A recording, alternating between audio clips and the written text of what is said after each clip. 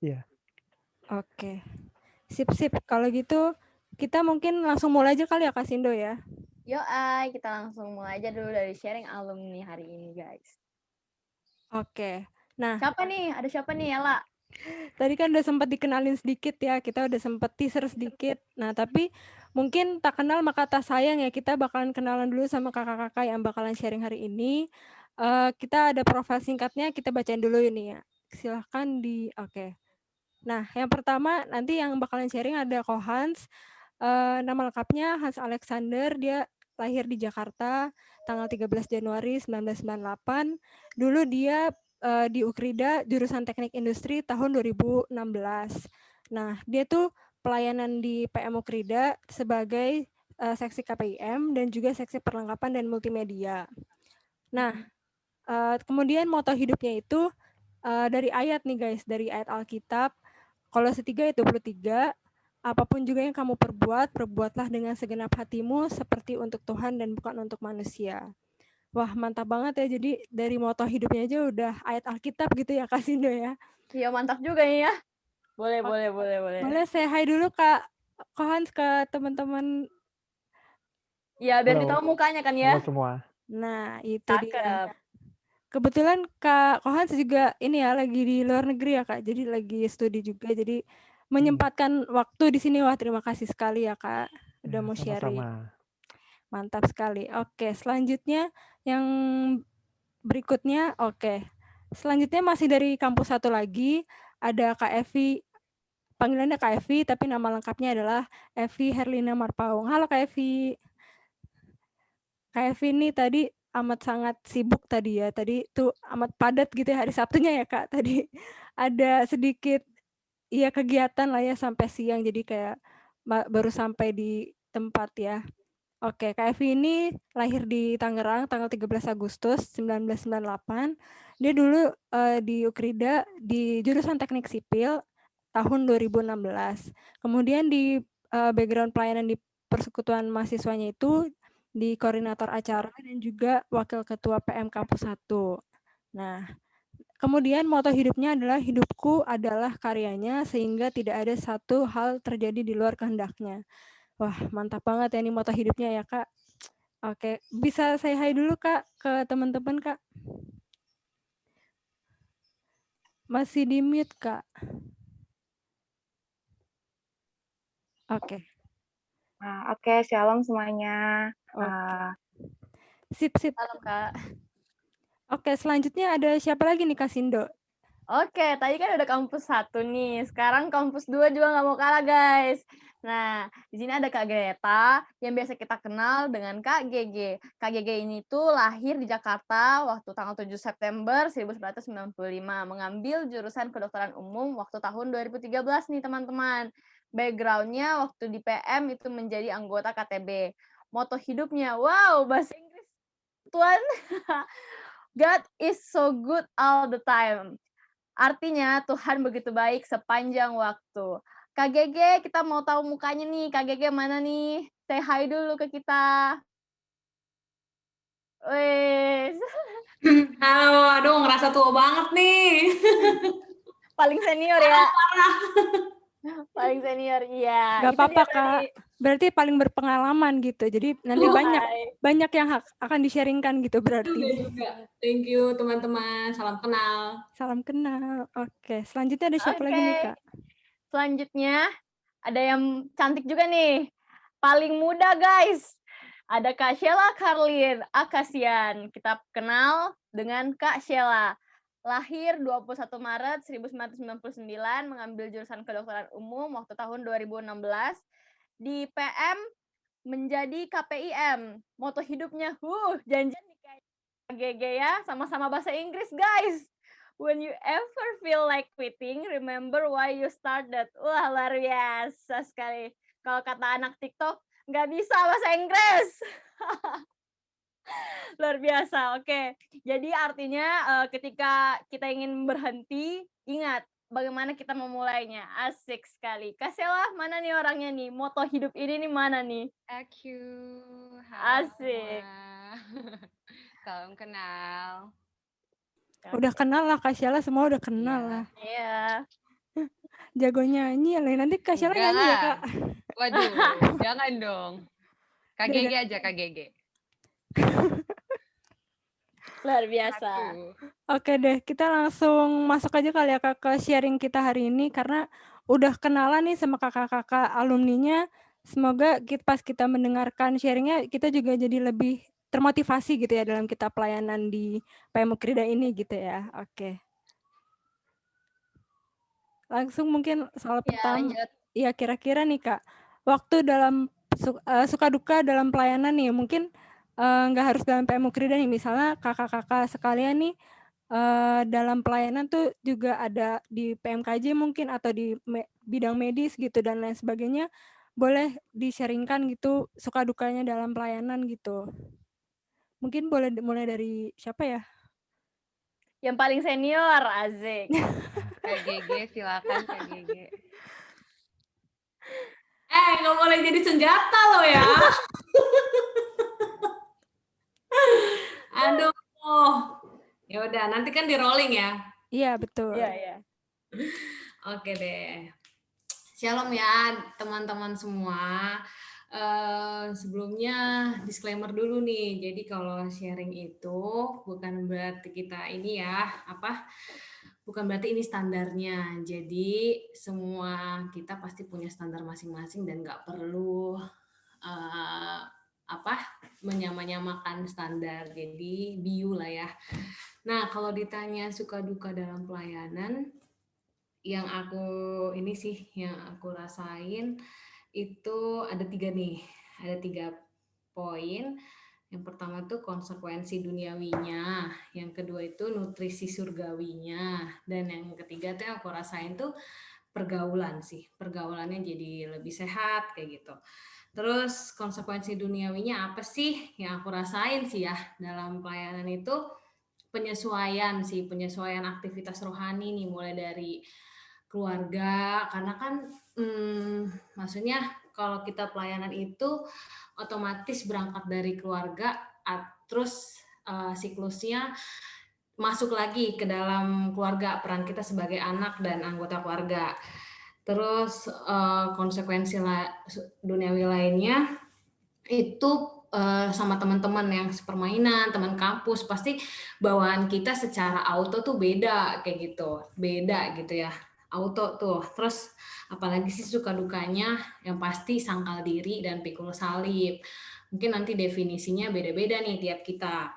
Terus yang kedua tadi aku bilang nutrisi surgawinya. Nutrisi surgawi itu terjaga. Maksudnya gimana? Jadi sejak ikut pelayanan, tentu jadi ada perubahan, ada perbaikan diri ya. Aku ngerasainnya. Jadi kayak dari saat teduh, doa, persekutuan, kita perlu banget itu semua ya. Terus eksposisi-eksposisi dari senior-senior atau dari kakak-kakak yang emang lebih dewasa rohani. Terus bahkan bisa dalam pelayanan tuh bisa ada kesempatan ikut camp medis, bahkan ikut konferensi misi. Itu suka duka pelayanan banget sih yang aku rasain. Dan yang terakhir pergaulan tuh lebih ke pergaulan yang membangun sih, karena otomatis ketika dalam pelayanan aku banyak sekali melihat dan menerima teladan dari orang-orang gitu. Bagaimana kita berinteraksi, bagaimana kita berelasi, bekerja sama, ngomong, terus sampai cara kita bersikap. Itu sih hal-hal umumnya ya yang aku rasain. Gitu, Ella dan Sindo. Wah, mantep. Cakep. Kalau dari Kak Sheila gimana nih Kak Sheila? Suka duka dalam pelayanan apa nih? Aduh, KG kayaknya berat banget ya bahasanya. Aku yang tadi udah disampaikan sama Kak Grace, disclaimer tadi. Jadi kan apa yang dirasakan masing-masing pribadi kita ya. Jadi kalau aku secara singkat ya, suka duka dalam pelayanan pastinya banyak banget. Tapi kalau aku bisa simpulin, kalau dari aku, kalau sukanya sendiri yang aku sangat-sangat nikmati dari PM itu kebersamaan dan kekeluargaannya. Karena kan aku kuliahnya di Jakarta. Jadi ibaratnya aku merantau kan ke Jakarta. Jadi yang tadi Kak Ges sempat singgung juga tentang kayak pergaulannya. Takutnya pergaulannya salah dan berbagai macamnya. Tapi dengan ikut PM ini kayak jadinya ada keluarga baru dan keluarga ini yang menuntun aku ke arah yang lebih baik lagi gitu. Dari sebelumnya aku nggak tahu saat teduh sama sekali, sepanjang aku hidup sebagai orang Kristen tuh nggak tahu yang namanya saat teduh, tapi semenjak aku ikut PM gitu dikenalin sama yang namanya saat teduh, terus bisa ikut retret, waktu itu bisa ikut retret koordinator gitu-gitu, itu semua pengalaman yang sangat aku syukuri. Kalau dukanya tentunya dalam pelayanan kan PM ini selain sebagai keluarga, di dalam situ juga kita diajarkan bagaimana caranya untuk berorganisasi gitu. Tetap ada ketua, ada wakil, dan masing-masing ada tugas tanggung jawabnya. Dan dalam organisasi seperti itu pastinya kita juga ada yang namanya marahan, kita ada jatuh bangunnya, bergumul sama-sama waktu itu tentang visi misi, kemudian misalnya kita juga sering marahan karena kayak ngurus ibadah atau kayak retret gitu-gitu. Terus kita juga sering kayak bergumul tentang masalah perkuliahan kita, terutama yang di kampus 2 untuk anak-anak yang FK. Kalau aku kayak gitu. Ya, mantap. Kita tepuk tangan dulu ya. Oke, kita udah denger nih sharing-sharing dari kakak-kakak kampus 2. Nah, kita dengar juga nih bagaimana suka duka pelayanan dari kakak-kakak alumni kampus 1. Ya nggak, La? Iya, coba mungkin dari kakak cantik Kak Evi gitu mungkin. Suka duka dalam pelayanan waktu itu tuh apa sih Kak gitu? Kak Evi. Yes, Oh iya. tes, halo. Nah, masuk Kak, masuk. Kalau aku pribadi ya, kalau ditanya suka duka dalam pelayanan itu sebenarnya itu tuh kayak ada dua arah gitu sih, kalau menurut aku ya. Jadi kayak bener tadi yang disampaikan sama Kak GG, kayak secara sosial sama secara ke diri kitanya sendiri, ke hubungan pribadi kita sama Tuhannya sendiri gitu. Kalau misalnya kayak selama aku pelayanan, aku melihat gitu, apalagi kondisi perkuliahanku, lingkungan perkuliahanku, kayak lingkungan kelas aku dan lain sebagainya gitu. Mungkin apa ya? Kayak mungkin ketika mereka melihat teman sekelasnya ada yang pelayanan gitu, pemikiran mereka tuh masih yang kayak ih sok rohani banget sih lu kayak gitu kan, terus kayak ih lu ngurus kuliah aja tuh udah ribet, kayak ngapain lu mesti pelayanan kayak gitu. Bahkan sampai ada beberapa temanku yang berbicara langsung seperti itu kepada aku kan. Mesti kayak itu emang dampak besarnya waktu pas selama aku mengikuti selama aku melayani gitu. Itu bener-bener kayak berasa banget, kayak tiba-tiba pernah seketika gitu aku di kelas gitu kan, terus tiba-tiba hening, terus kayak ada mulai temanku yang berbicara kayak gitu, kayak mungkin itu saking mereka memperhatikan aku gitu, tapi kayak di situ aku mencoba untuk menjelaskan gitu. Jadi kayak sebenarnya kalau dibilang suka atau dukanya sih sebenarnya lebih banyak sukanya sih kalau aku pribadi. Cuman kalau dukanya itu ya itu sosial itu yang berat banget. Maksudnya kayak lingkungan aku tuh kayak apa ya, kayak sedikit banget yang benar-benar mengerti apa itu pelayanan gitu. Jadi itu benar-benar berat banget buat aku dan tapi di sisi lain teman-teman pelayanan itu membuat aku merasa kayak kayak ibaratnya ketika kita melayani itu tuh kita tuh udah dipercayakan sama Tuhan kayak gitu loh, intinya kayak gitu. Kayak masih banyak orang di luar sana tuh yang belum punya kesempatan seperti kita, kayak belum punya kayak arahan seperti kita gitu. Maksudnya kayak ketika kita melayani di situ kayak belajar bertanggung jawab lebih lagi atas hubungan kita sama Tuhan kayak gitu kan. Kayak nggak mungkin kita melayani kalau kondisi pribadi kita sama Tuhan maksudnya nggak bagus gitu. Itu sukanya sih, kayak lewat pelayanan ini aku makin bener-bener kayak hubungan pribadiku sama Tuhan kayak benar-benar makin dekat gitu. Karena kalau aku dalam melayani mundur daripada Tuhan, hubungan pribadiku itu tuh pasti bakalan berantakan karena sosial aku tidak mendukung. Jadi seperti itu sih kalau suka dukanya selama aku mengikuti pelayanan di PMU Prida. Jadi lebih banyak sukanya ya, Kak. Jadi yang Iya. relasi kita sama Tuhan juga diperbaiki, terus sama sosialnya paling yang mencoba mereka tuh memahami arti pelayanan gitu. Karena lingkungan tuh masih kurang mengerti banget ya tentang pelayanan. Jadi kayak mungkin kurang mendukung jadinya ya Kakak Evi-nya ya. Jadi kayak ngapain sih pelayanan gitu misalkan. Lingkungan seperti itu ya. Oke. Wah, cukup berat juga ya. Oke deh, terakhir kita mau dengar dari pendapatnya Ko Hans nih. Gimana Ko Hans? Suka duka dalam pelayanannya? Oke, suara saya kedengaran jelas? Kedengaran jelas, Kak. Oke. Jadi kalau dari saya pribadi, yang saya rasakan sih dulu ketika pelayanan, lebih banyak sukanya. Sukanya itu, di sini tuh bisa dapat komunitas yang saling membangun gitu, yang saling menguatkan di dalam Kristus. Karena dulu kan, saya sebelum kuliah itu, belum pernah lah untuk punya komunitas yang seperti ini tuh ibaratnya di PMU Krida ini baru yang pertama kalinya gitu. Dan di sini tuh saya juga belajar, supaya bisa makin dekat gitu, semakin dekat dengan Kristus.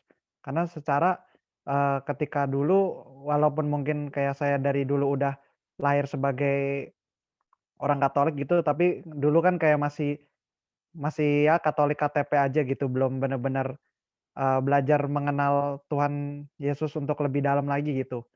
Cuman sekedar agamawi aja. Tapi ketika di sini tuh aku jadi belajar untuk, dibina lebih lagi, dibina dalam KPIM, dibina dalam kelompok kecil, sehingga bisa makin mengenal Kristus. Dan juga selain itu, sukanya itu juga ketika bisa bareng-bareng bersama melayani Tuhan gitu, bareng teman-teman gitu. Kayak ada rasa yang mungkin agak susah dijelaskan, tapi pasti ada perasaan yang enjoy lah, pasti senang gitu kalau bisa, melayani sama orang yang sevisi dan semisi gitu, bareng-bareng. Dan tentunya yang menjadi hal yang menyenangkan juga tuh buat saya ketika dulu pernah, bareng-bareng kita sama-sama, eee, berjuang bareng-bareng, kayak dulu pas nyari dana, berjuang buat kepanitiaan untuk menyelenggarakan retret. Itu di satu sisi mungkin ada dukanya, misalnya dukanya kayak mungkin kita saling berbeda pendapat, ada mungkin sempat debat-debat kecil, kita berselisih paham, tapi di satu sisi walaupun mungkin ada rasa lelah juga gitu, tapi, eee, lebih banyak rasa enjoy-nya lah ketika kayak dulu pas menyiapkan retret tuh, rasanya ketika retret itu udah terselenggara dan, semua pesertanya pun juga pada merasa senang, merasa excited, ada rasa puas dan rasa senang gitu. Berarti, itu bisa terlihat bahwa, wah berarti acara retret ini, banyak yang tersentuh gitu. Tuhan banyak menyentuh mereka melalui retret ini. Dan banyak hal sih nggak cuma di retret, tapi juga kayak dalam ibadah dan sehari-harinya tuh rasanya menyenangkan lah ketika bisa berkumpul bersama, teman-teman yang seiman, dapat komunitas baru yang tentunya positif, yang mempengaruhi kita supaya kita tuh jadi lebih positif gitu. Cuman tentu kalau untuk dukanya ada juga kayak seperti mungkin kayak Sheila atau kayak Evi atau kayak Kak GG ya tentu pasti ada gitu kayak teman yang misalkan bilang, "Ngapain sih lu pelayanan?" Gitu. Kayak, "Ngapain sih gitu sok rohani dan segala macamnya." Ya seperti itu kira-kira kalau dari saya. Oke, berarti lebih ke menemukan komunitas akhirnya ya, Kak, ya. Habis Betul. itu pas di komunitas itu rasanya duka yang dialami itu terbayarkan dengan terlaksananya acara dengan baik, terus juga enjoy-nya dalam melayani itu kayak terbayarkan gitu ya, rasa Mhm, dukanya tuh jadi kayak nggak terasa gitu ya. mhm. Oke, menarik. Oke deh, Kak Sindo, kita boleh lanjut ke pertanyaan berikutnya nih. Iya, lanjut. Oke. Next. Nah, tadi hampir-hampir mirip sih pertanyaannya kan tadi tentang suka dan duka. Sekarang kayak tantangan dalam pelayanan nih, misalnya mungkin tantangannya studi atau tantangannya tadi teman-teman tadi yang tadi kurang mendukung gitu. Boleh kita dengar ceritanya, Kak? Mungkin dari co-host lagi dulu ya, jadi kayak gantian gitu. Oke. Kalau dari aku pribadi yang aku rasain, dulu itu pelayanan tentu yang pasti tantangannya itu waktu. Karena, waktu sama studi sih terutama, karena tentunya kan kita punya tanggung jawab gitu untuk, eee, supaya nilai kita yang akademik tetap bagus, terus, kita harus bisa manage waktu dengan baik. Nah sedangkan, di sini kan kita juga harus menyisihkan waktu kita untuk, melayani juga. Atau belum lagi kalau memang misalkan ada yang ikut organisasi lain lagi, misalkan mungkin ada yang ikut BEM atau ikut himpunan, kayak saya waktu dulu yang menjadi tantangan yang berat itu adalah ketika saya waktu itu jadi pengurus PM, tapi juga saya juga jadi pengurus himpunan. Nah itu tantangan yang paling beratnya sih, karena harus benar-benar membagi waktu antara organisasi yang satu, organisasi yang lain, dan juga ketika harus bertanggung jawab juga dalam studi. Tentunya, eee, ya tantangannya itu benar-benar kita harus bisa manage waktu dengan baik supaya semuanya tuh balance gitu. Karena jangan sampai kan nanti karena misalkan kebanyakan, di himpunan atau misalkan lebih banyak pelayanannya tapi studinya tuh terbengkalai gitu. Nah di situ sih yang emang benar-benar harus, bisa ngatur waktu sebaik-baiknya dan belum lagi, selain soal waktu untuk studi, belum lagi misalkan kayak untuk keluarga tentu.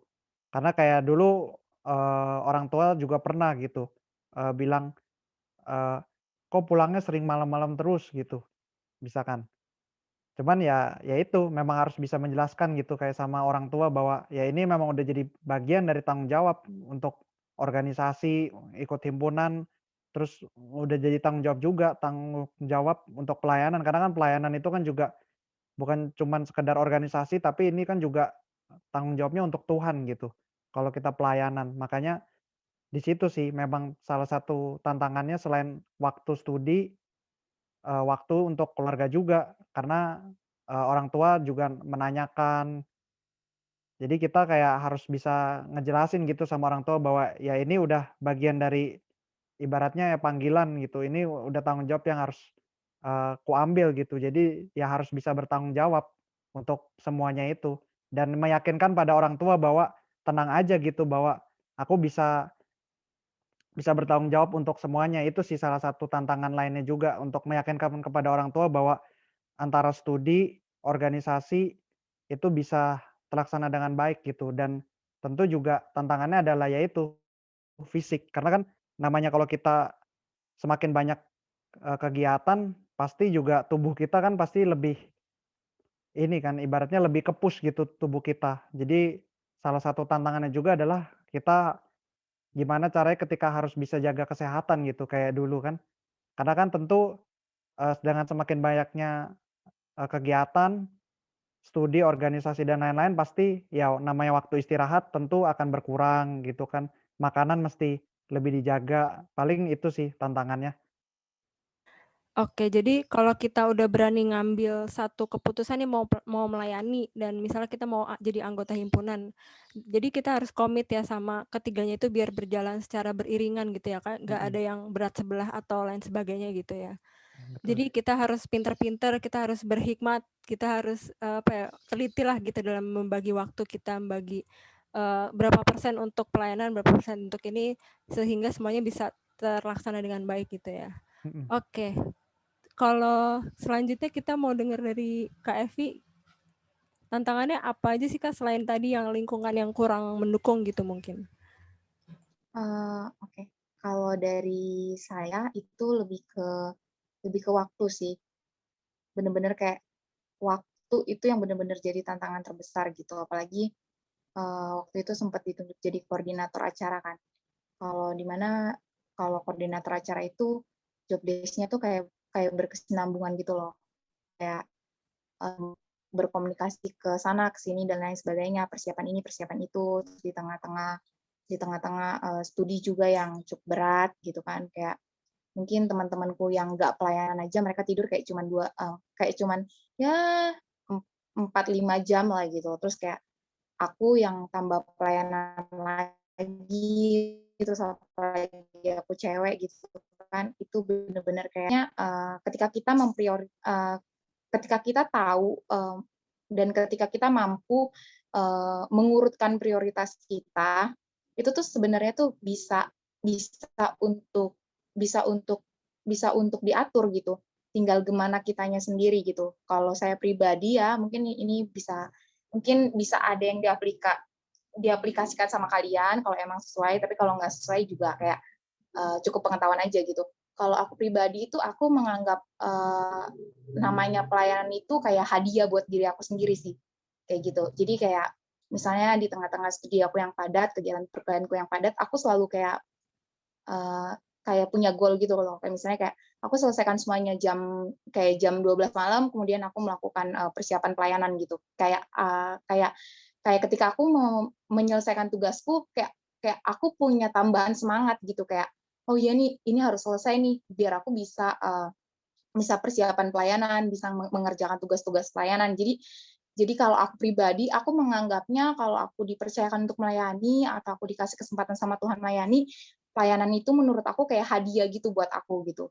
Jadi bukan kayak jadi beban. Kalau misalnya kayak jadi beban, itu bakalan bener-bener kayak susah banget gitu. Sebenarnya bisa, tinggal gimana kitanya memposisikan apa itu pelayanan di dalam kehidupan sama rutinitas kita gitu sih. Oke, berarti dalam tantangannya tuh juga waktu, terus juga banyak hal yang menjadi tantangan dari KFI itu ya. Oke. Oke, silahkan mungkin dari Kak GG atau Kak Sheila. Kak Sheila kali ya? Kak Sheila aja dulu, coba Kak Sheila. Oke. Kita mau dengar nih dari yang paling muda.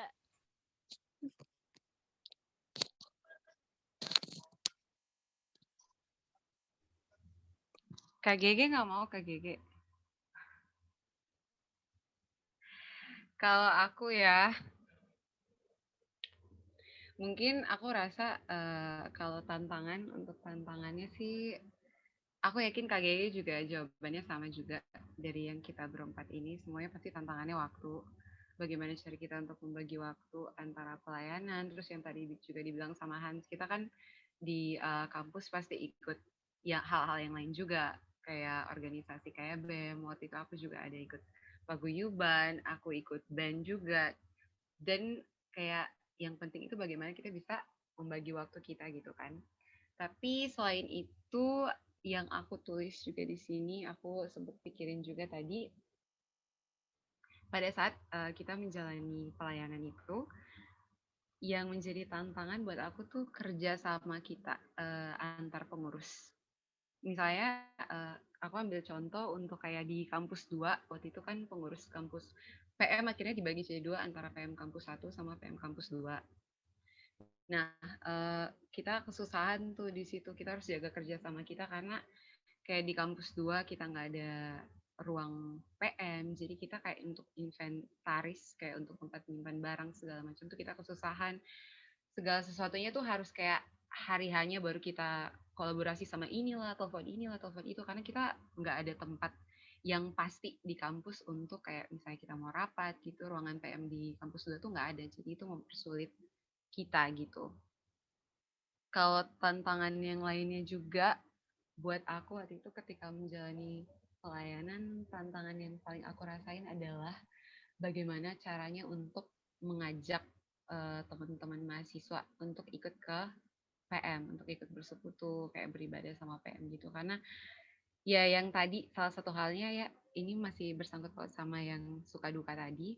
Jadi kadang kita tuh sering kayak merenung yang antar pengurus, kita sering berpikir kayak ini kan kampus Kristen, tapi kok yang kayak datang buat ibadah tuh kayak cuman berapa orang, itu ruangan pun penuh karena diisi sama pengurus gitu. Jadi ya itu tantangannya sih, kayak kita saling bertukar pikiran, kenapa kayak begini, jalan keluarnya kayak apa, terus kayak masing-masing orang juga pasti punya masalah-masalah pribadinya sendiri gitu. Jadi bagaimana kita mengatasi itu menurut aku yang menjadi tantangan aku sepanjang aku menjalani pelayanan gitu. Kalau dari aku gitu aja. Relate banget ya Kak, emang sih. Soalnya emang kita di kampus 2 itu nggak ada ruangan PM kan, jadi emang agak sedikit keteteran Bener. guys kalau misalkan untuk mau nyari-nyari. Iya bener sih. Kalau untuk dari KGG gimana? Kayak kalau di angkatan KGG bagaimana? Kalau kita kan selain kayak waktu gitu kan, fisik, terus jadwal padat, terus nggak ada ruangan, harus cari-cari ruangan gitu. Nah, kalau KGG gimana KGG? Emang beda angkatan, beda apa tantangannya? Tapi ya, Mirip lah ya.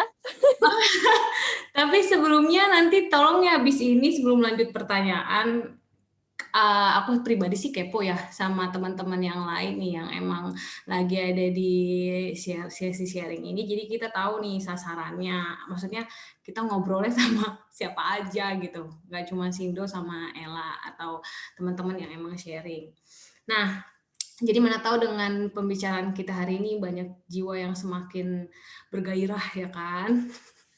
Oke, balik ya. Jadi kalau aku sih tantangannya, karena sebenarnya kalau dibilang angkatan ya sih emang beda. Karena waktu itu 2013 itu nggak ada wadah pemuritan. Jadi kita benar-benar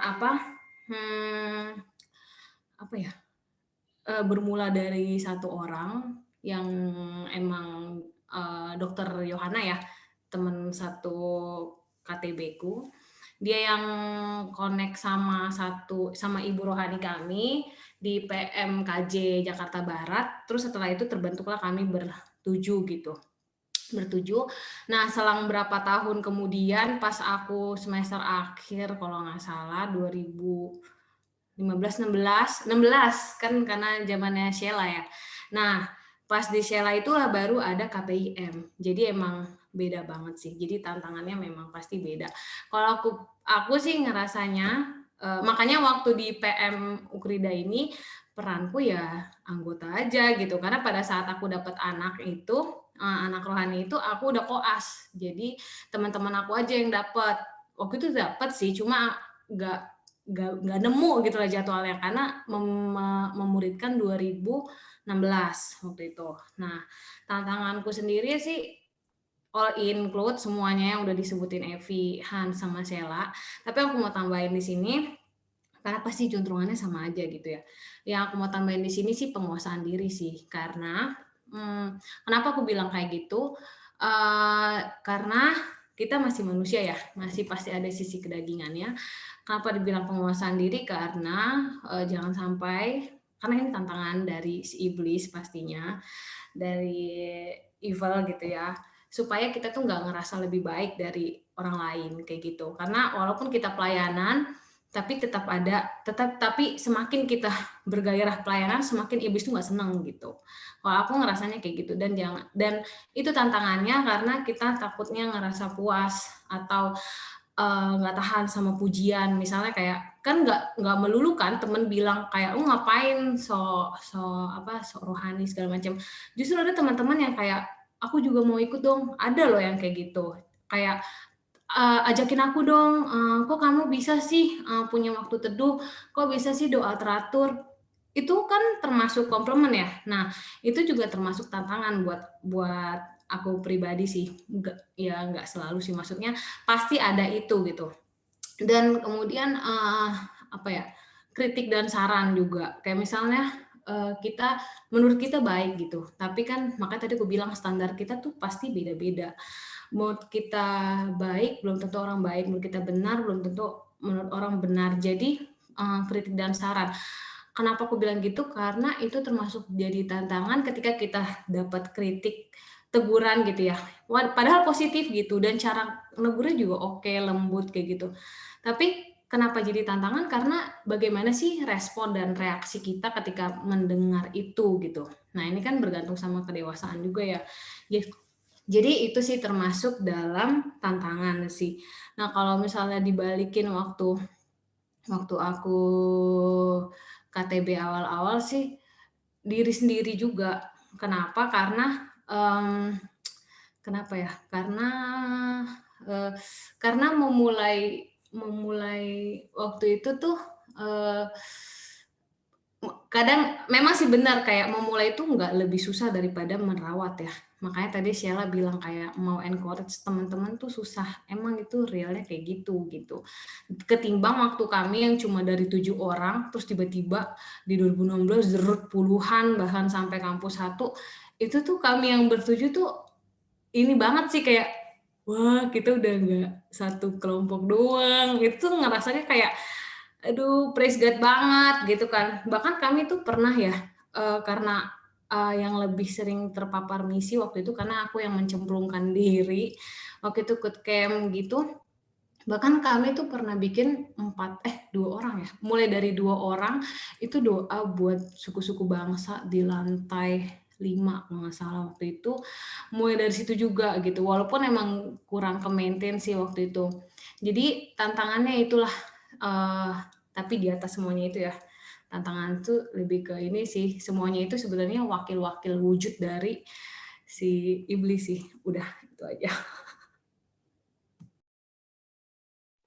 Iya, itu dia sharing dari Kak GG. Ya, sangat ini ya guys, sangat banyak masukan ya. Luar biasa. Gimana Ella, kita lanjutkan pertanyaan kita? Oke, berarti tantangannya berasal dari iblis itu ya Kak? Dan Iya. Oke, mungkin sebelum lanjut, tadi kan menyambung pertanyaannya Kak GG, ini teman-teman yang lain tuh siapa aja sih gitu.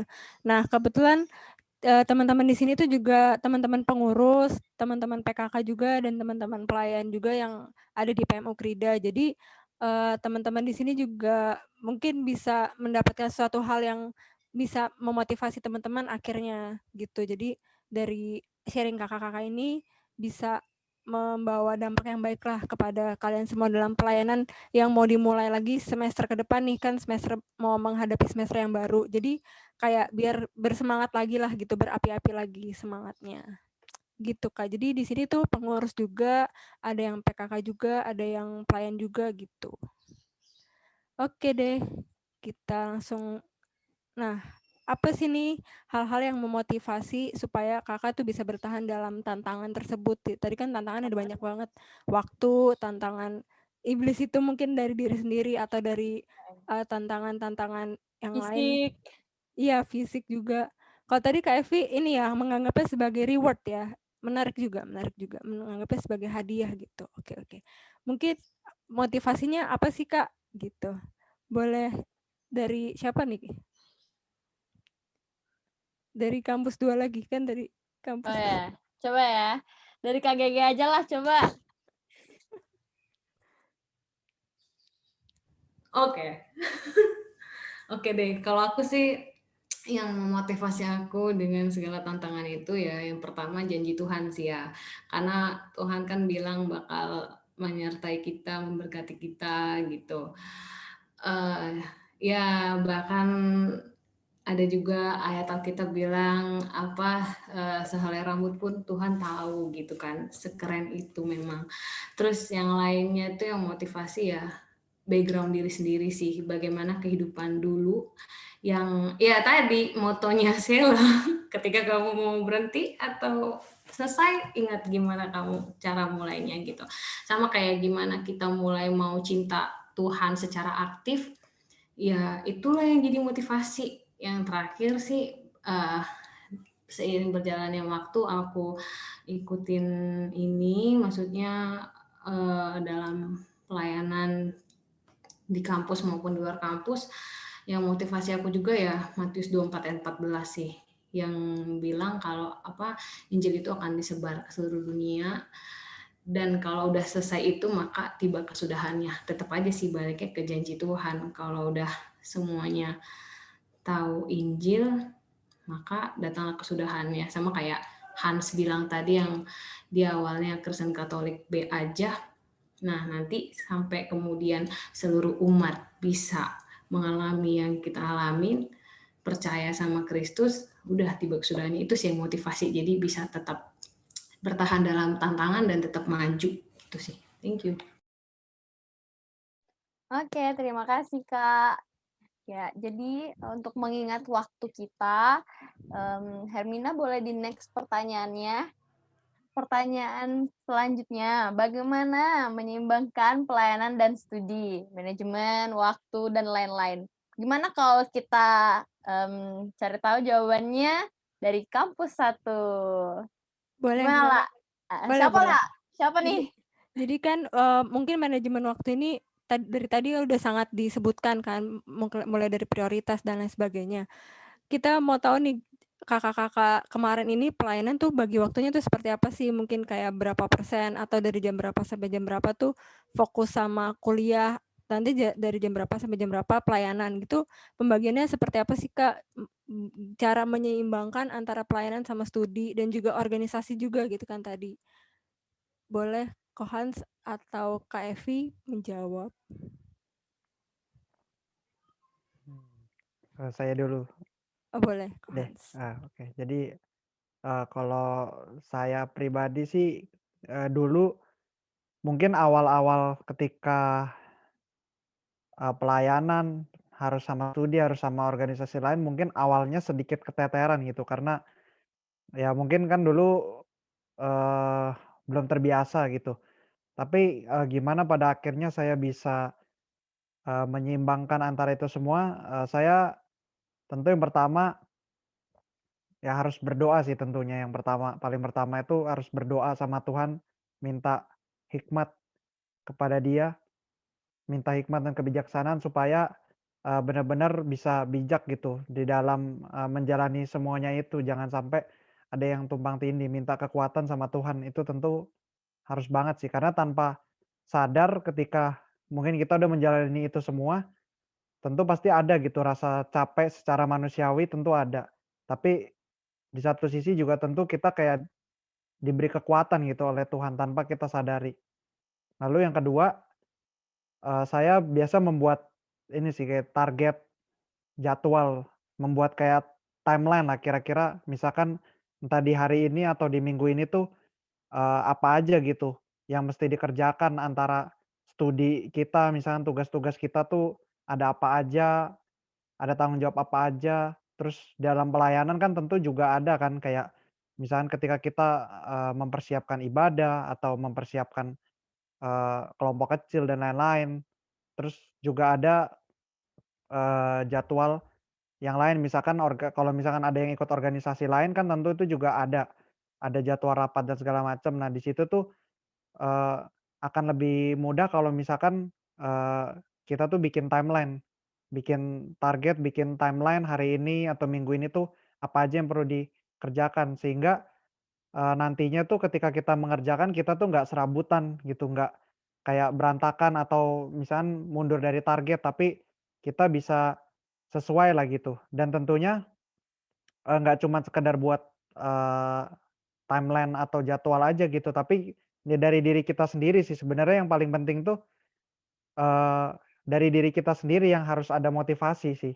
Jadi diri kita harus benar-benar ingat bahwa ini semua tuh adalah, kesempatan gitu dari Tuhan. Kita bisa berkuliah di Ukrida, kita bisa punya kesempatan untuk melayani Dia, terus kesempatan juga misalkan untuk, ikut organisasi yang lain, itu semua tuh kalau saya pribadi saya memandangnya itu sebagai kesempatan dari Tuhan gitu. Jadi semuanya itu harus benar-benar dikerjakan dengan sebaik-baiknya, kita harus bisa bertanggung jawab terhadap semua yang emang udah Tuhan kasih ke kita, terhadap apa yang Tuhan udah percayakan sama kita. Jadi kunci utamanya di situ sih, harus bisa bertanggung jawab dan, eee, memandang itu sebagai suatu opportunity dari Tuhan. Jadi, kalau kita memang udah punya motivasinya di situ, udah memandang bahwa, wah ini tuh bener-bener kesempatan yang belum tentu mungkin datang 2 kali, bisa aja itu kesempatan melayani cuma datang sekali gitu, bisa aja kan seperti itu. Kita tentu kalau kita memandang itu sebagai hal yang penting, tentu kita akan lebih ada motivasi gitu untuk bisa menyeimbangkan semuanya gitu. Tentunya ya dibantu dengan yang tadi, membuat jadwal dan lain-lain dan tentunya, kita juga perlu memohon kekuatan dari Tuhan supaya kita pada akhirnya bisa menyeimbangkan dan menjalankan semuanya itu dengan baik. Itu sih kalau dari pengalaman saya gimana cara menyeimbangkan antara pelayanan, studi dan lain-lainnya. Oke, siap Kak. Terima kasih banyak loh. Berarti kuncinya itu adalah bikin tabel per minggu gitu ya. Jadi apa aja yang mau dilakuin semua udah tercatat rapi di tabel tersebut. Jadi kita inget nih sama pelayanan, sama studi, sama hal-hal apa yang mungkin bakalan kelewatan tapi karena kita catat di situ jadi kita inget ya. Oke. Dan satu lagi, kalau misalkan akan lebih mudah mungkin kita bikin reminder gitu. Misalkan kan di handphone sekarang kan udah ada fitur reminder. Nah, itu akan lebih baik lagi. Jadi kita bisa ingat gitu, ini kita udah kerjakan atau belum, seperti itu. Iya ya. Sekarang teknologi udah pada canggih ya. Jadi kayak reminder gitu pasti udah ada gitu ya dan teman-teman bisa gunain itu selama teknologi itu masih ada ya. Oke. Sip. Kita lanjut apa nih Kak Sindo? Lanjut di sesi yang paling seru. Apa tuh? Tanya jawab. Nah, Oke. Buat teman-teman teman-teman pengurus, teman-teman PKK, mau kampus 1, kampus 2 terserah silahkan bertanya. Karena ini narasumber sudah lengkap, ada dari kampus 1 dan kampus 2. Ada cewek dan cowok juga, jadi bisa tanya sesuai dengan apa yang pengen kalian tanyakan gitu. Nah, untuk bertanya bisa open mic langsung atau melalui Mentimeter nih teman-teman. Jadi Mentimeter itu sama kayak tadi pagi sih sebetulnya. Kan tadi pagi kita udah nonton film dan pakai Mentimeter juga. Nah, Mentimeter itu kodenya mana ya? Bentar. ada di kolom chat kayaknya. Oke, ini aku copy dulu. Jadi tinggal dibuka mentimeter.com di Google, abis itu kalian masukin kode ini 5044286. Nah itu kalian bisa langsung masukin pertanyaan dan pengen tanya nih, misalnya tanyanya ke Kak Sheila atau pengen tanyanya ke Ko Hans gitu, atau ke Kak Evi atau Kak Gege gitu. Jadi jelas nih, mungkin kalau malu nggak perlu pakai nama kalian nggak apa-apa, yang penting pertanyaannya jelas gitu. Oke, silahkan teman-teman. Kalau masih ada yang kepo dengan pelayanan-pelayanan mereka pada saat itu dan cara menyeimbangkannya gitu-gitu. Boleh, silakan. Aku boleh ya nanya ya? Boleh. Aku pengen nanya sama Kak Gege nih. Soalnya tadi Kak Gege bilang ada temennya tuh juga kayak pengen gitu kan, pengen masuk PM, tapi ya itu juga terjadi sama aku. Jadi temanku ini tuh dia bisa dibilang orangnya tuh ya emang nggak pernah pelayanan sama sekali, terus orangnya emang bebas, bukan maksudnya pergaulan bebas, maksudnya bebas, dia sangat menikmati hidupnya gitu kan, terus ya bisa dibilang mulutnya ya kata-kata merdu tuh sering keluar, mengerti kan kalau kata-kata merdu? Ya seperti yang itulah, nah. Tapi tuh suatu hari tuh dia pernah bilang ke aku kayak gini, "Sin, gue kira-kira kalau masuk PM menurut lo aneh apa enggak? Gue tuh sebenarnya pengen masuk kayak gitu, cuman gue merasa aneh nggak sih kalau gue masuk kayak gitu? Gue aneh, lu bayangin gue kalau ikut PD, aneh anjir." Dia bilang kayak gitu, Kak. Terus kayak padahal tapi kayak gimana ya, aku tuh selalu kayak bilang, "Enggak kok, itu perasaanmu aja." Kan, tapi aku tuh selalu kayak ajak dia, PD, ikut ini, ikut itu kan kalau ada PM, tapi dia tuh tetap nggak mau. Dia mau, maksudnya dia mau ikut PM, tapi setiap kali aku ajak, dia tuh nggak mau. Nah, gimana kalau misalkan Kak Gege jadi di posisi aku? Aduh, untungnya sayangnya aku bukan Sindo ya. Oke, kalau aku bisa bayangin aku jadi Sindo, kalau misalnya maksudnya semoga ini bisa jadi perspektif juga ya. Jadi kalau misalnya ada orang yang kucuk mau minta diajak gitu, kalau aku pribadi sih selidiki dulu. Maksudnya selidiki dulu, bukannya kita mau underestimate atau berasumsi ya, tapi itu perlu selidiki dulu bagaimana sih dia keinginannya, apakah benar gitu. Maksudnya apakah sungguh-sungguh.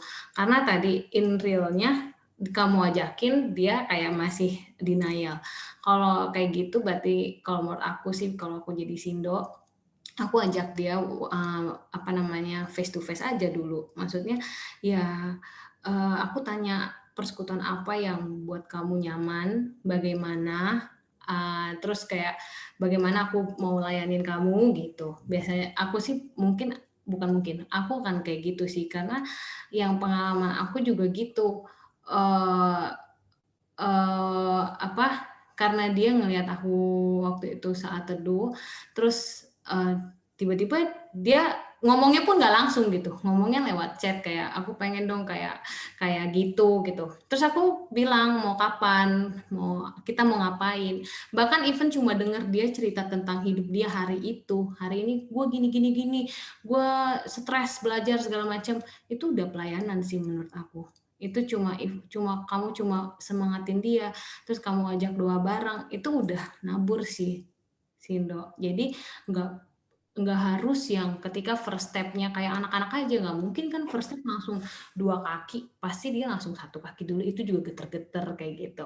Jadi gimana kamu nge-treat adik-adik kamu, kayak gitulah kamu treat sesama, maksudnya sepantaran kamu atau yang lebih tua. Jadi kadang ada orang yang masih ada malu-malu atau privacy, dia ngerasa dia dibongkar kalau udah masuk persekutuan, gue harus terbuka, gue harus jujur gitu. Nah, ada beberapa orang yang nggak mau kayak gitu. Jadi mendingan kamu ajak face to face. Kalau dia nggak nyaman face to face juga, ajak yang emang sepergumulan sama dia buat kamu muridkan. Kayak gitu sih. Oke, terima kasih, Kak. Next, nah nih udah ada pertanyaan nih. Pertanyaan buat Kak Gege dan Kak Sheila.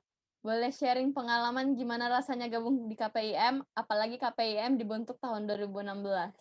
Kayaknya ini ke Kak Sheila banget nih kenanya nih. Ayo, Kak Sheila dipersilahkan.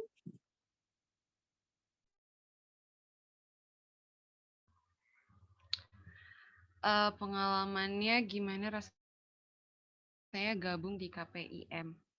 Gabung di KPIM, yang pastinya aku menikmati banget karena kan kalau misalkan yang paling aku nikmati kalau KPIM adalah sharing. Karena kalau misalkan kayak kalau kita mau sharing sesuatu yang kayak intimate, kayak sesuatu yang nggak mungkin kita kayak tanyain di muka umum, misalnya kita lagi ibadah PM terus kita tanyain hal itu ke pembicara. Nah, itu hal-hal kayak gitu biasanya aku diskusikan sama teman-teman di KPIM. Dan ini KPIM banyak suka dan dukanya juga, karena pas waktu itu mau ikut KPIM itu, apa ya tadi aku mau ngomong kok aku jadi lupa ya. Pertemuan KPIM. Pada saat aku jadi, apa sih namanya KPIM kalau jadi pemimpinnya? PKK. PKK.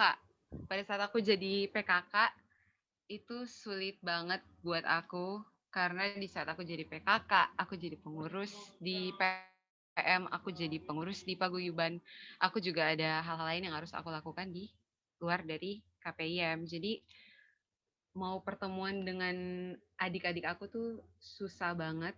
Makanya aku juga jadi kayak gimana ya, sedih juga dan gak enak juga sama mereka. Apalagi kalau misalkan mereka yang datang ke aku terus kayak, "Kak, kapan lagi kita KPIM?" gitu-gitu. Dan kayak tiap kali aku sadar bahwa teman-teman yang lain ya, misalnya yang kampus 1 apalagi, Hans dan Evi, yang kalau kalau mau ditanya KPIM mereka udah sampai mana tuh, pasti beda banget sama yang anak-anak di kampus 2. Mereka udah sampai bab 2, yang udah sampai bab berapa kita tuh masih di PHB. Itu kayak sedih, tapi ya gimana, ya memang harus aku akui juga bahwa selain kalau misalkan kita mau ngatur waktu tentang yang kuliah segala macam, kadang nggak bisa dipungkiri sometimes ada muncul rasa malas untuk kayak ber-KPIM. Aku mengakui bahwa pada saat aku KPIM itu juga kadang kayak rasa, aduh KPIM lagi, kayak gitu-gitu. Aku pernah merasakan hal itu gitu. Tapi tetap aja kalau misalkan akunya nggak semangat, tapi lihat temen atau adik KPIM aku tuh senang dan enjoy buat ikut KPIM, ya pastinya aku juga bakal lebih semangat lagi gitu. Tapi ya itu sih. Dan aku waktu itu juga pada saat pertama kali jadi PKK tuh sebenarnya siap nggak siap. Yang tadi, dan masalah yang paling besar itu karena masalah regenerasi ya. Dari yang sebelumnya itu ada KGG, KVB. Waktu itu aku dapatnya KVB. Jadi untuk perpindahan itu nggak semua dari kita mau jadi PKK. Jadi otomatis ya yang selalu diingetin itu kan kita kalau sudah dimuridkan, kita harus memuridkan teman-teman kita yang lain juga. Itu yang kayak memotivasi aku, dan aku diyakinkan juga sama Kak Rosa gitu, disuruh doa, dan akhirnya ya udah aku mau, walaupun ya pasti ada jatuh bangunnya. Kayak kalau aku kayak gitu sih. Iya, relate banget sih Kak, emang ya. Apalagi malesnya itu ya. Iya, Emang ya mari penyakit kita mengakui ya. penyakit kronis emang. Gimana kalau Kak Gege? Ini kalau nanyanya spesifik ke aku sama Sheila berarti anak kampus 2. Oke. Kalau aku simpelnya ya, tadi kan semua pasti ya Sheila, aku pasti pernah ngerasain juga. Jadi kalau aku rasanya gimana gabung di KPIM,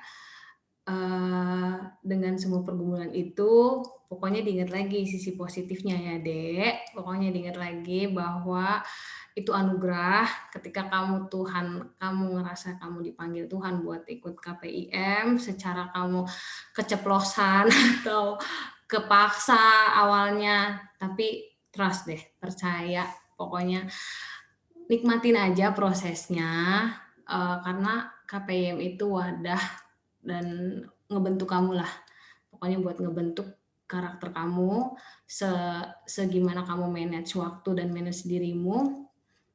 Dan nanti di akhir dari KPIM pun, maksudnya ketika emang masih aktif mahasiswa dan kamu masuk ke alumni, kayak aku pribadi udah alumni, itu pasti ngerasa, wah puji Tuhan aku pernah ikut pemuritan ini. Kamu akan ada di fase itu dan kamu akan kehausan kayak lagi di mana ya, kayak lagi di gurun, kayak aduh pengen banget kayak dulu yang cuma diasup gitu kan.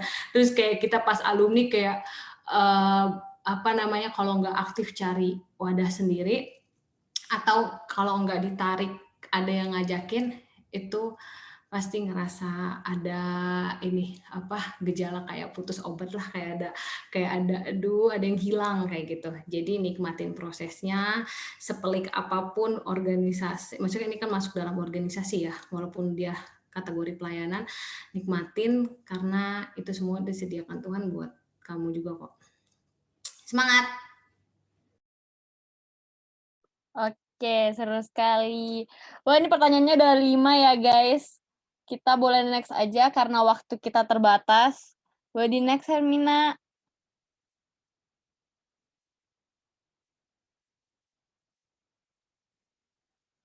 Next. Nah, ini ada pertanyaan nih, La. Ella, Oke, iya. kamu satu, ya. Pertanyaan untuk Kakak Evi. Mau tanya dong Kak, bergumul apa aja sih Kak dalam ambil pelayanan pengurus dan sekaligus PKK, gimana Kak? Berat gak sih Kak? Oh, jadi kayak pengurus sekaligus PKK tuh gimana sih Kak bergumulnya gitu? Berat banget gak sih gitu? Oke. Kalau ditanya ini sih sebenarnya aku pribadi juga nggak bisa jawab sih sebetulnya. Karena gimana ya, karena waktu itu juga aku inget banget Kak Rosa kan. Jadi waktu itu emang aku udah dipilih sebagai koordinator acara. Aku juga PKK, pegang anaknya Kak Rosa. Jadi karena Kak Rosa cuti melahirkan, jadi anaknya Kak Rosa dilempar sama aku. Terus tiba-tiba entah 2-3 hari sebelum pengumuman pengurus, aku ditunjuk lagi sama Kak Rosa untuk mendampingi ketua PM. Kayak itu semuanya jebret gitu loh, kayak bener-bener kayak ini dan ini gitu. Jujur kalau ditanya ini, aku pribadi itu kayak bilang awalnya aku bilang kayak, Tuhan aku nggak kuat kayak gitu. Aku nggak munafik gitu, maksudnya kayak beratnya udah bukan cuma berat-berat banget lagi, tapi kayak aku bilang kayak, Tuhan aku nggak kuat, apalagi kondisinya saat itu aku masih ngajar, waktu itu aku asdos juga, aslab, terus aku mau persiapan kerja praktek, belum praktikum aku yang banyak banget, belum lingkungan kelas aku yang seperti apa gitu. Jujur kalau dibilang berat banget, itu aku bukan di titik itu lagi, tapi aku udah kayak udah sampai kayak di titik Tuhan aku nggak bisa, Tuhan aku nggak kuat gitu. Kalau ditanya kenapa aku bisa mampu jalaninnya, itu aku nggak tahu sih, kayak kalau aku pribadi, pengalaman aku pribadi kayak mikirnya kalau kamu pelayanan ya itu hadiah dari Tuhan, seperti yang tadi aku bilang di awal gitu. Kayak nggak mungkin aku tolak hadiah dari Tuhan gitu. Maksudnya kayak disiplin diri itu penting banget. Kalau misalnya kamu udah bilang Tuhan, aku mau ikut Tuhan, kayak aku tahu kapasitasku masih belum cukup nih Tuhan. Tapi kalau Tuhan udah kasih sama aku, otomatis ketika aku berjalan, Tuhan menolong, kayak gitu sih sebenarnya kalau aku. Karena aku bukan di titik yang berat-berat banget lagi, tapi kayak udah kayak berjalan bener-bener kayak udah berjalan sama Tuhan, kayak maksudnya kayak udah Tuhan, aku mau ikut Tuhan apapun yang terjadi. Aku yakin kayak kalaupun aku nggak mampu, pasti Tuhan udah siapin orang lain nanti yang mampu untuk untuk melanjutkan aku atau untuk menggantikan aku. Yang penting ketika Tuhan kasih hadiah ini sama aku, kayak lebih harus kayak satu terima, satu lagi sadar diri kalau kamu dikasih hadiah sama Tuhan yang besar, berarti kamu harus kayak lebih lagi menjaga hadiah itu, atau ibaratnya lebih lagi mempergunakan hadiah itu untuk hadiah itu bisa bermanfaat atau bisa jadi contoh-contoh buat orang-orang lain, kayak gitu. Dan aku lihat sih kayak teman-teman aku dari yang tadinya mikir kayak udahlah nggak usah ikut-ikut kayak gitu, Pi, waktu tidur lu aja kurang. Tapi kayak pas udah aku selesai, maksudnya masa studi aku tepat waktu dengan semua pengalaman aku dan lain sebagainya, di akhir perkuliahanku tuh justru teman-teman aku kayak ya bisa dibilang kayak Sindo tadi sih, kayak kata-kata manis tuh keluar gitu kan. Itu nggak munafik, pasti ada kata-kata manis keluar, tapi aku bersyukur kata-kata manis itu keluar di ujungnya gitu. Di ujungnya, enggak pada saat proses itu, karena aku yakin itu bisa mengganggu aku juga gitu. Maksudnya kayak percaya aja, yakin aja, mungkin bisa mencontoh aku juga kalau pelayanan itu bisa kita anggap sebagai hadiah. Tapi kalau misalnya pun nggak sampai di situ, jangan pernah menganggap pelayanan itu sebagai beban. Intinya itu aja. Semangat. Oke, berarti awalnya memang nggak sanggup ya, mungkin PKK sekaligus pengurus, kalau dipikir secara logika manusia pasti kayak berat. Itu nggak sanggup. Tapi Makanya tadi aku udah bilang dari awal kalau ada yang tanya kayak gitu, aku nggak bisa jawab sebetulnya. karena tuntunan Tuhan, karena bimbingan dari Tuhan aja kita bisa sanggup untuk melewati itu semua ya. Oke, kelihatannya ada yang mau bertanya nih. Ada Bang Budi ya mau bertanya ya, Bang? Silahkan, Bang. Oke, Dek. Terima kasih, Dek Angela. Ya, selamat sore, Shalom. Di sini ada Dr. GG, Dr. Sheila. Wah, kalau jumpa dengan mereka di pelayanan, sebuah kesaksian yang luar biasa ya. Sheila dengan kebawelannya, tetapi dia memiliki semangat juga untuk melayani. Dr. GG yang menjelang masa-masa sibuk untuk sidang, dan setelah alumni juga dia tetap perhatian ke PMFK Krida. Cuman saya mau bertanya untuk Hans dan Evi nih. Oke, jika dari zaman dulu saya juga sih waktu mahasiswa, ada orang yang berkata kalau misalnya diseringkan atau diajak untuk KPIM atau KTB atau bahkan terjun ke dalam pelayanan, mereka kan berkata beberapa, saya mau fokus kuliah waktu saya nggak sempat. Nah, dan di sini Hans dan Evi, ya mereka berdua ini termasuk wisudawan dan wisudawati secara akademik, berprestasi, dan juga point soft skill tertinggi di Ukrida. Ya, mereka mendapatkan penghargaan peraih point soft skill tertinggi di Ukrida. Itu artinya mereka berprestasi secara akademik, tetapi juga pengembangan soft skill juga luar biasa. Gimana sih tips dan triknya, Dek? Mungkin bisa berbagi ke adik-adik kita pengurus PKK, selain akademik, ternyata pelayanan itu nggak menjadi alasan untuk berhenti berprestasi secara akademik dan juga secara soft skill. Ternyata justru berprestasi dengan berkat Tuhan. Itu gimana sih kalian mengerjakan itu, Dek? Itu aja sih, Dek, untuk Hans dan Evi.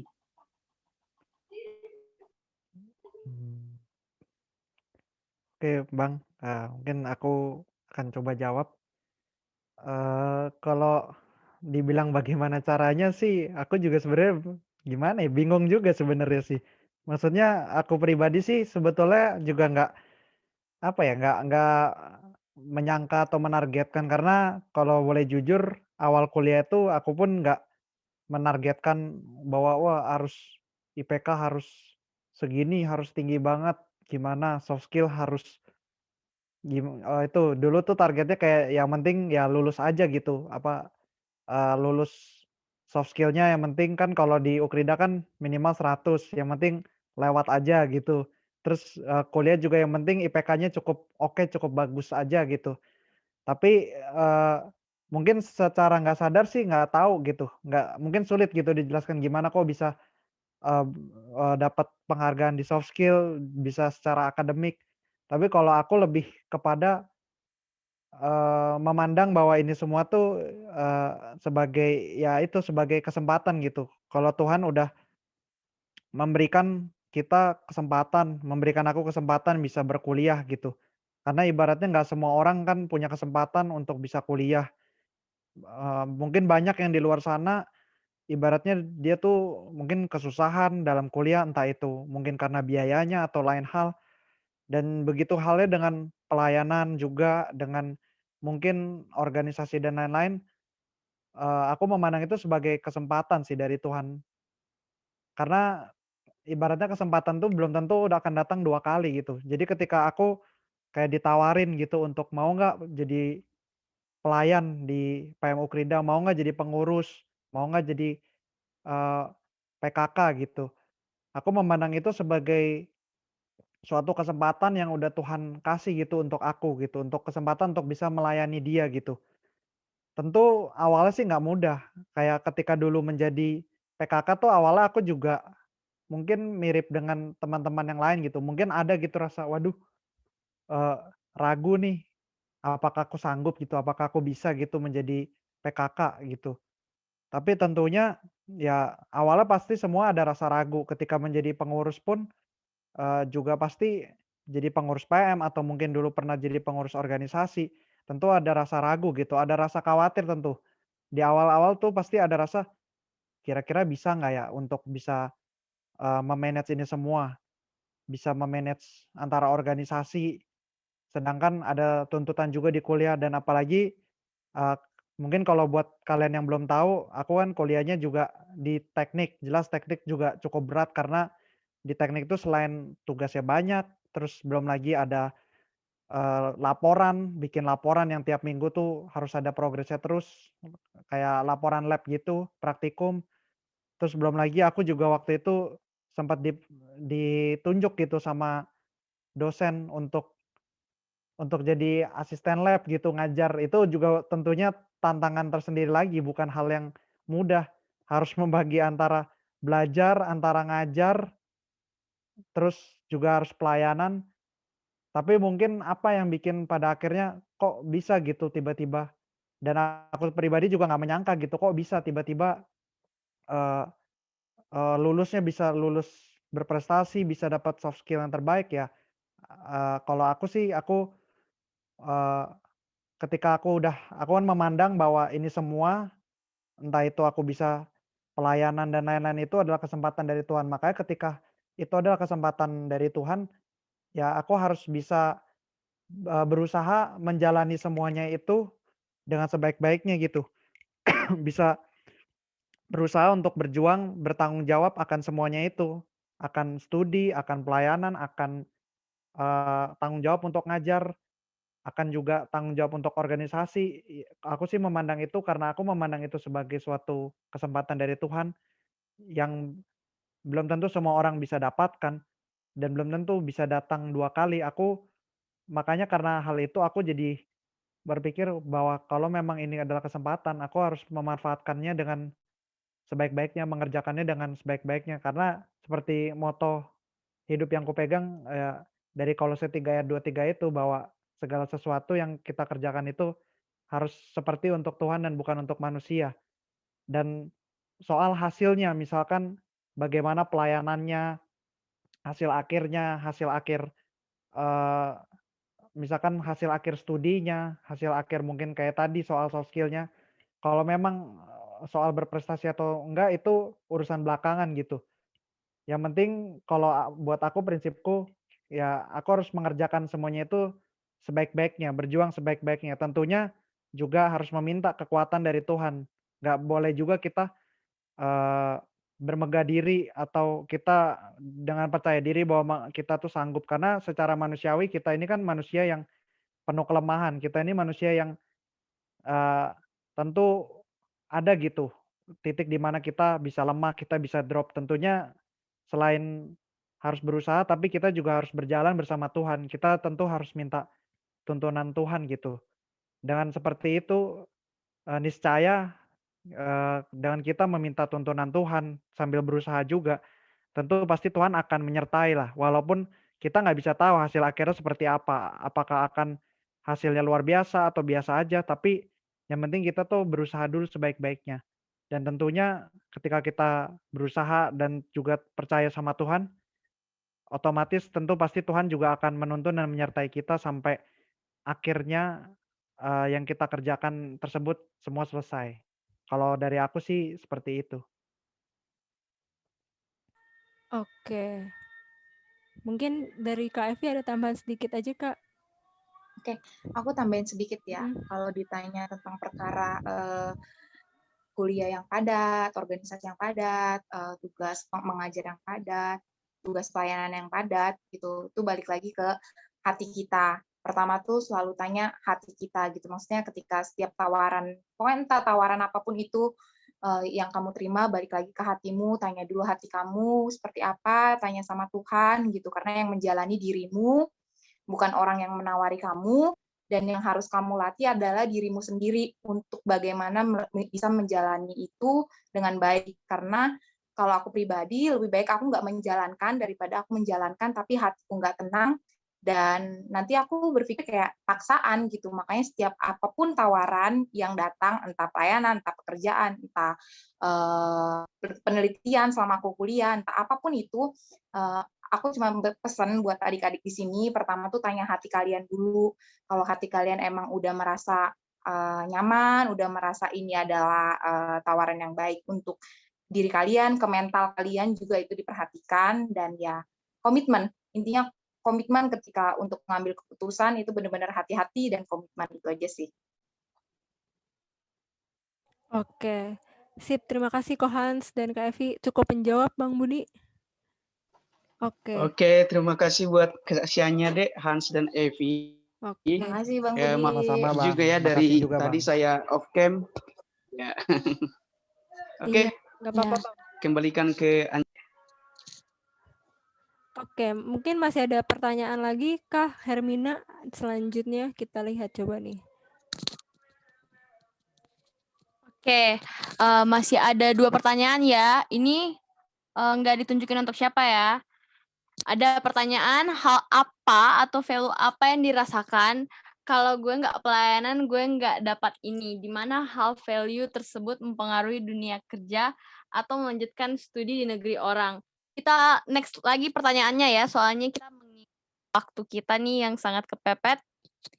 Next.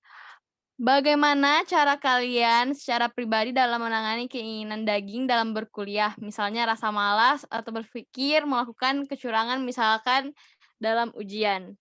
Ini juga berat nih pertanyaannya. Boleh diwakili mungkin dari kampus 1 orang, kampus 2 1 orang. Tadi Gitu siapa yang Evi pertanyaan lah, Kak Evi. pertanyaan ketiga dulu kali ya, Kak Sindo. Tadi kan kayak value tentang Ya, boleh. boleh. Silahkan Kak Evi atau Ko Hans mungkin salah satu saja yang menjawab mungkin.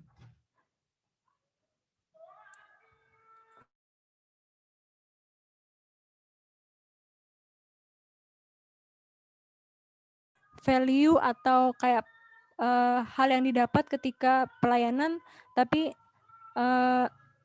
apa namanya di dunia kerja itu memang berpengaruh gitu untuk melanjutkan studi juga berpengaruh gitu value ini. Kira-kira apa nih? Oh mungkin Ko Hans kali ya. Oke. Jadi, hal atau value yang dirasa itu ketika kita pelayanan, dan ini mungkin lebih kaitannya ke dunia alumni mungkin ya. Nah, tentu tuh pasti ada rasa beda gitu ketika kita misalnya kita nggak pelayanan gitu, kita mungkin nggak dibina dalam kelompok kecil, kita mungkin nggak pernah merasakan rasanya pelayanan seperti apa. Tentu itu akan berpengaruh kepada, rohani kita.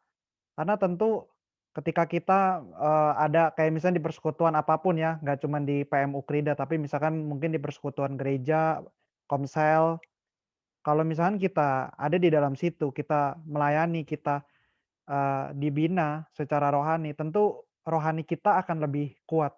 Karakter kita juga akan lebih tangguh gitu. Karena tentunya, eee, tantangan di dalam dunia alumni itu nggak mudah. Nggak cuman di dunia kerja aja mungkin, tapi juga kalau yang saya rasakan sendiri seperti di negeri orang itu, tentu tantangannya itu berbeda. Karena kalau di negeri orang tuh harus beradaptasi sama lingkungannya dan lain-lainnya. Sekalipun even kita sama orang ibaratnya sama sesama teman yang orang Indonesia gitu ya. Tentunya yang nggak mudahnya itu adalah karena kan ketika sama sesama nih orang Indonesia nih yang kayak misalnya di kampus saya, kan nggak semuanya juga beragama Kristen atau Katolik, malah justru kalau mau dibilang, saya tuh justru minoritas di situ, sedangkan yang lebih banyak di sana adalah yang beragama lain. Tentunya tantangannya adalah ya di situ bagaimana, bisa tetap kuat bertahan di sana, dengan lingkungan yang jelas berbeda, culture-nya juga pasti berbeda antara Indonesia sama, di negara lain. Terus walaupun sesama sama orang Indonesia, bagaimana ketika kita berinteraksi sama mereka, kita berhadapan dengan mereka, tentunya juga dengan pergaulan-pergaulannya. Tentunya ketika kita udah pernah dibina di dalam, persekutuan, kita udah pernah merasakan, namanya pelayanan, tentu, akan ada hal yang berbeda gitu dengan rohani kita.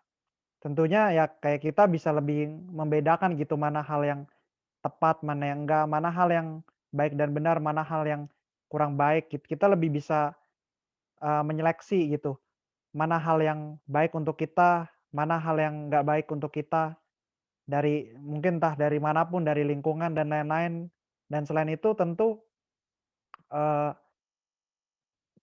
kalau yang membedakan adalah ketika kita, udah pernah pelayanan, tentu selain karena ya tadi kita bisa membedakan hal yang baik dan mana yang tidak, kita bisa ibaratnya secara karakter dan rohani kita bisa lebih baik dan lebih kuat, tentunya pasti akan ada rasa kurang gitu kalau kita nggak pernah pelayanan. Tentu, ketika kita udah pernah pelayanan pasti rasanya ada lagi gitu rasa ingin melayani kembali gitu, sekalipun di negeri orang mungkin melayani di gereja, misalkan contoh di gereja lokal di sini atau mungkin, ingin mencari komunitas yang sesama orang Indonesia juga yang orang Kristen, tentu pasti ada rasa haus gitu untuk pengen melayani kembali gitu. Tentunya sih itu sih yang membuat perbedaan antara yang mungkin nggak pernah pelayanan. Kalau dulu yang nggak pernah pelayanan, mungkin ya dia akan merasa hidupnya fine-fine aja gitu, tanpa Tuhan juga oke hidup gua, misalkan tenang aja, hidup gua aman-aman aja gitu. Atau ketika dia mungkin lagi mengalami problem atau mengalami masalah, ya mungkin kalau yang nggak pernah dibina dalam pelayanan, yang mungkin hidupnya biasa-biasa aja, mungkin dia akan malah lari ke hal-hal yang negatif gitu, ke hal-hal yang nggak bagus. Misalkan ya contoh kalau anak-anak zaman sekarang mungkin mabuk lah segala macem yang nggak bener. Tapi ketika kita udah pernah, merasakan namanya rasanya ada di persekutuan, tentu kita akan tahu ketika kita mengalami, eee, rasa senang, happy gitu, enjoy-enjoy aja, kita tetap harus mengucap syukur gitu kan sama Tuhan, karena kita sadar Tuhan yang memberikan semuanya. Tapi ketika kita mungkin lagi masa-masa down pun, kita juga nggak lari ke hal-hal yang negatif, tapi kita, bisa lebih ingat gitu bahwa kita harus cari Tuhan gitu, cari Tuhan, cari komunitas, cari saudara yang seiman, untuk ya menguatkan kita gitu. Jadi memang itu beda banget sih antara kalau memang kita dulu nggak pernah pelayanan atau ada di persekutuan sama kita ada di persekutuan, tentu itu akan membuat perbedaan yang signifikan sih buat terkhusus buat pribadi kita, seperti itu.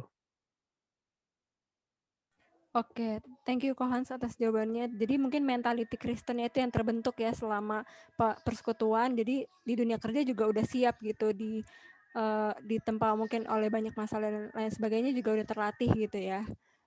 Oke, tadi pertanyaan terakhir mungkin ada kakak-kakak yang bersedia menjawab nih. Tadi terakhir mana ya?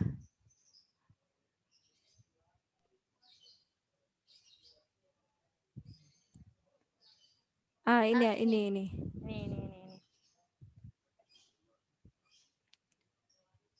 Tentang keinginan daging, pokoknya rasa malas, kecurangan dalam ujian. Waduh. Cocok nih kayaknya kalau Kak Sheila nih rasa malas ya. Boleh Kak Sheila, silahkan Kak Sheila. Kalau aku pribadi, apa yang aku sering lakukan itu adalah self-talking. Jadi aku ngomong ke diri aku sendiri gitu, kalau misalkan aku malas gitu kayak, Sheila jangan malas, kalau misalkan aku mau ngelakuin apa aja yang sebenarnya kayak salah, jadi yang aku lakuin itu langsung self-talking aja. Kayak ngomong kenapa aku nggak boleh kayak gini, jadi aku ngomong utarain semuanya supaya kayak aku sadar, oh iya, jangan malas. Ini ada tujuannya dan aku ngelakuin ini juga karena apa ya, buat Tuhan gitu. Dan tentunya berdoa sih, karena nggak tahu ya, mungkin buat orang lain nggak sebesar itu masalah malas. Tapi buat aku, malas tuh kayak besar banget buat aku gitu. Jadi aku selain dengan self-talking itu, aku juga berdoa ya biar Tuhan juga bantu aku untuk kayak menyadarkan aku untuk nggak tiap saat mageran atau malas buat ngelakuin ini itu. Yang paling berpengaruh buat aku sih itu self-talking. Kalau misalkan aku udah malas, langsung kayak ngomong kayak, Sheila, sadar, bangun, cepat, kayak gini, bikin ini. Itu aku langsung kayak, ya udah, bergerak, kayak gitu. Itu kalau aku ya, kalau kakak yang lain aku kurang tahu. Oke deh, berarti lebih ke dari diri sendiri ya, menyadar dulu sama diri sendiri kayak, oke jangan malas, oke. Ayo kita harus produktif gitu ya, biasanya kan anak-anak zaman sekarang harus produktif gitu ya. Oke, thank you kakak-kakak atas sharingnya, tanya jawabnya hari ini sangat-sangat bermanfaat buat kita. Lanjut Kak Sindo. Iya, sangat seru ya sebenarnya, pengen 1 jam atau 2 jam lain. Soalnya kayak seru banget ini ya, La. Tapi karena waktu, jadi kita sekarang saatnya kita mau main games nih guys. Oke, tapi mungkin kita mau foto bersama dulu kali ya, biar kakak-kakak kalau ada kesibukan lain pas games bisa live gitu. Kita foto bersama dulu ya guys.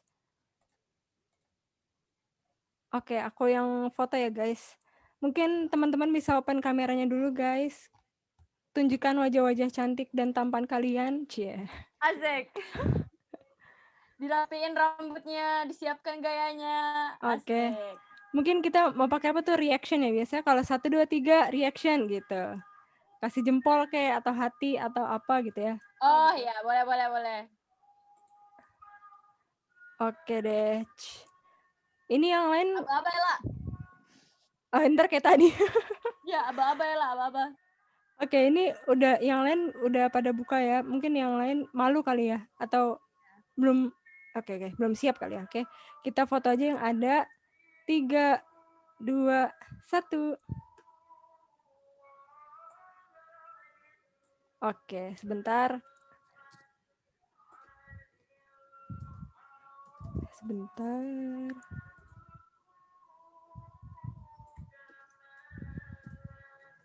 Oke, sekali lagi ya.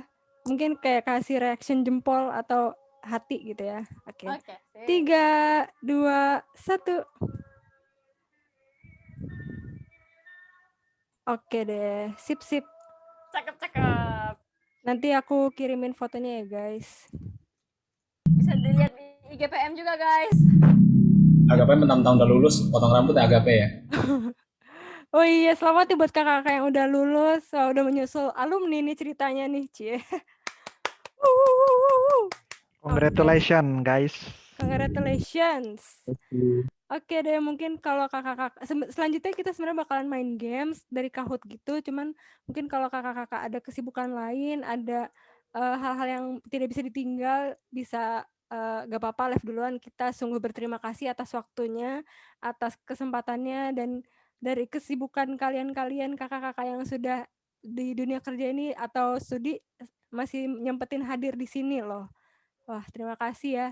Tapi yang lain jangan live dulu. Iya, Yang lain karena jangan live dulu karena hadiahnya ini mantap loh guys. hadiahnya sangat menarik dan apa ya, bukan kaleng-kaleng ya. Bukan kaleng-kaleng, bisa dapat tiket BTS guys. Waduh iya, pokoknya Konser kalau BTS. beruntung ya, itu pokoknya kalau beruntung hadiahnya Gak suka BTS. Blackpink. ini PS5 mau Oh, boleh tuh, boleh. Menarik sekali ya. Oke. Kak Kohans izin live. Oke, terima kasih Kohans. Sukses Oke, selalu terima buat kasih. studinya, sehat-sehat selalu. Pokoknya Tuhan berkati ya Kak. Terima kasih Oke. Kak. Aku Dadah semua. izin Makasih live ya. juga ya. Aku masih Oke. ada kerjaan yang menunggu soalnya. Oke, terima Terima kasih kasih juga. semuanya. Oke, makasih semuanya. Makasih atas Semangat. kesempatannya. Thank you. Thank you sangat Kak Evi. Dadah, stay safe. Boleh Oke juga deh. Kahutnya. Oke, sebentar. Siapin dulu teman-teman kahutnya. Nah, nih.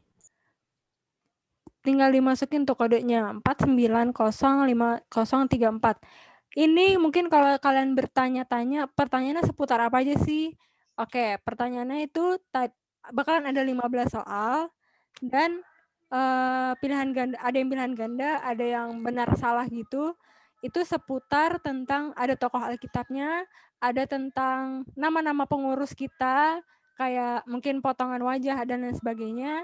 Terus ada juga kayak tentang film yang tadi pagi kita tonton. Jadi ya mungkin kalau teman-teman yang tidak nonton film tadi pagi, ya dijawab aja sebisanya gitu ya. Oke deh. Udah mulai masuk nih berapa? Oke, masih nunggu pemain ya. Masih menunggu nih. Ini hadiahnya sangat menarik loh guys. Betul sekali. Bisa dapat iPhone 12 nggak nih, Ella? Iya, kalau beruntung lah pokoknya bisa. Iya, bisa lah ya, bisa. Apa sih yang nggak bisa PM?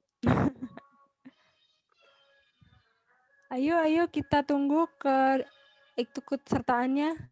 Ya, namanya terserah ya guys. Mau pakai nama samaran juga boleh. Siapa tahu mau pakai nama Krisdayanti gitu kan. Nah, boleh.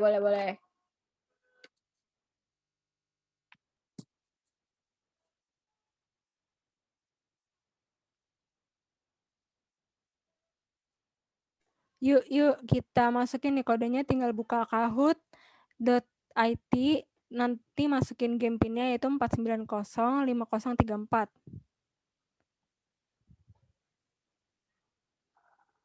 Ayo guys, kalau nggak masuk nanti hadiah diambil panitia. Mau nggak?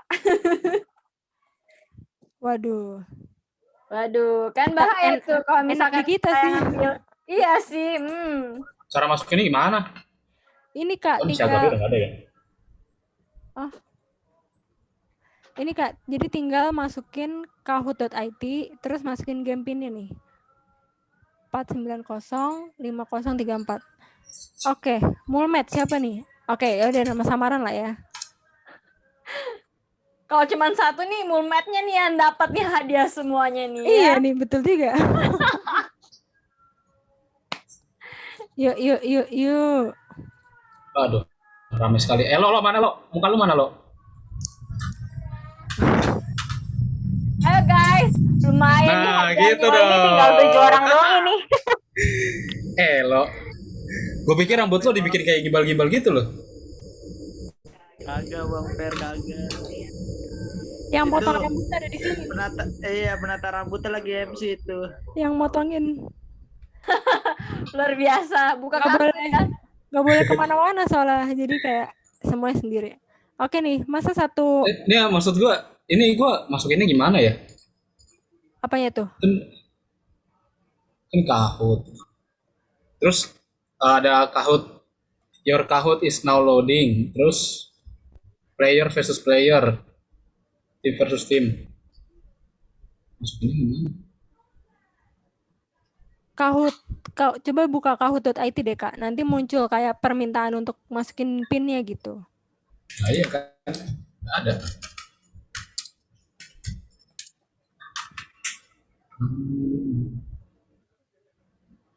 Oke.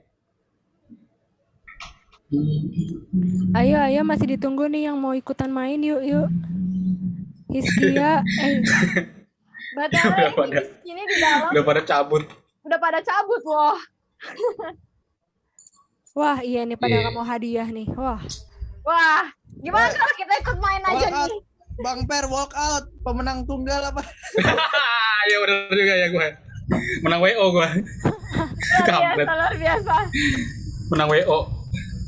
Ntar nih, gue ikutan nih. Lo mana lo? Coba dibilangin di grup deh lah. Buat ini. Apa namanya? Ikut games. Sayang banget loh kalau nggak ikut, sumpah. Ini hadiahnya Coba sangat bilang. lumayan. Coba bilang hadiahnya OVO GoPay 50.000. Pasti lumayan. Lebih malah, lebih.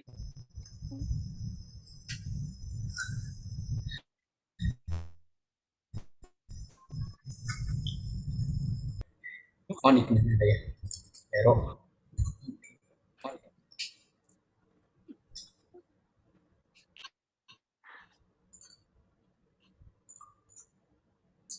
Yoi.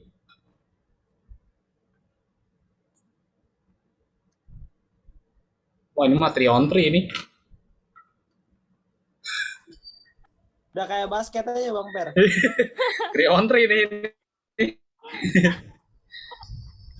Ini beneran hanya ini nih. Ya ampun, nih COVID-19 Wow, ramai siapa sekali. Aku loh. Oke. Masih ada lagi nggak nih yang mau join? Dapat PS5 loh kalau beruntung. Wah, pada nggak mau ya. Ya Bang mau ya udahlah. Ini aja. Nih tinggal Udah, mulai aja, menang mulai. diri aja aku bisa Oke. mulai. Serius ya nih, nggak nyesel lah. Kita start ya. Yo ay. Sayang banget nih buat berarti kesempatan dapat PS5-nya cuma buat 4 orang ini ya. Oke, kita start. Betul sekali. Satu dong, buat 1 orang dong. Enggak, maksudnya ya kan dari 5 nih, 5 ya. Oke. Panitia juga ikut main akhirnya. Oke, kita mulai nih, siap-siap guys. Luar biasa ya. Coba. Mana Siapa nih? pemeran Oh utama? ini ada waktunya ya? Ada 10 detik. Siapa pemeran utama seorang pelari wanita? Berarti ini di film tadi pagi ya guys. Ini kok gua gambarnya segitiga. Nah iya, Ya, pilih aku nggak nonton. pilihannya ada di ini, ada di layar share screen. Kelihatan nggak? Seru ya. Apalagi panitia yang main. Seru banget guys. Oh di layar screen. Iya. Bilang dong. Pantesan gua pantengin ini. Oke.